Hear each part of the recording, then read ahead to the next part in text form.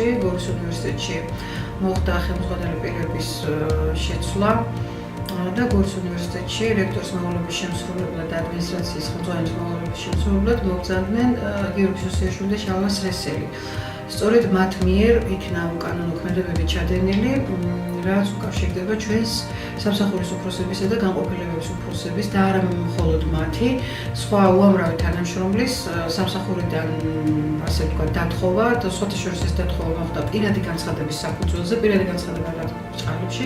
ალბათონი ორჯონიკიძე როცა მუშაობდა და როცა მოხდა მისი გათავისუფლების საკითხები უნდა იქნეს გაფორმებული მაშინდელი კანცლერთან.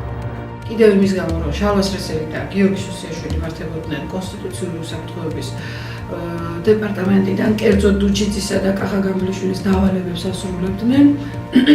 თუმას აქვს რაიმე საპრეტენზიო ჩემდავი ასევე სასამართლო შეუძლია მიმართოს და თავისი უფლებები დაიცვას და მე მზადა ვარ რომ ნებისმიერ კითხვაზე პასუხი გავცე ის რაც მე მეხება.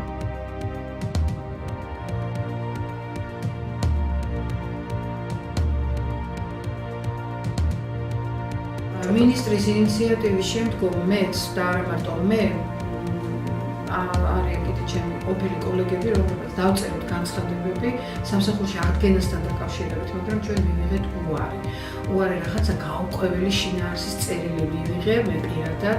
მე უბრალოდ ფაქტი ვაცნობ მას, რომ იგი იყო გათავისუფლებული პირადი განცხადების საფუძველზე კონკრეტული გადაწყვეტილების და ბრძანების შესაბამისად მაშინდელი ადმინისტრაციის ხელმძღვანელი.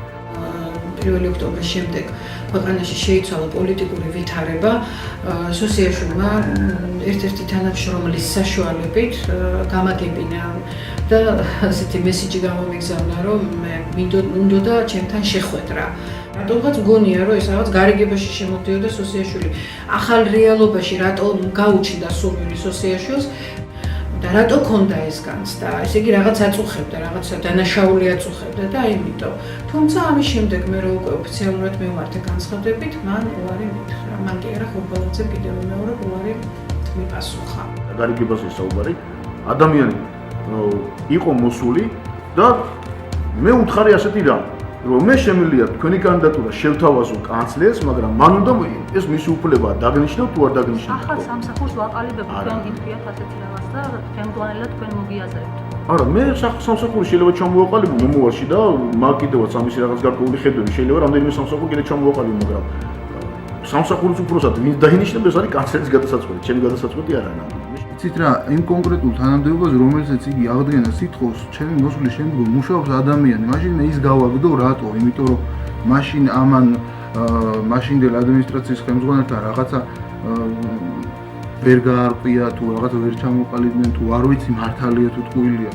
მე რანაირად ვარ უფლება მოსილი, რომ ეხლანდელი გავუშვა, ხო იგივე სამართლებრივი ურთიერთობა წარმოიშობა ჩემსა და მას შორის, მეყოლება გათავისუფლებული უკანონოდ მაშინ ადამიანებო.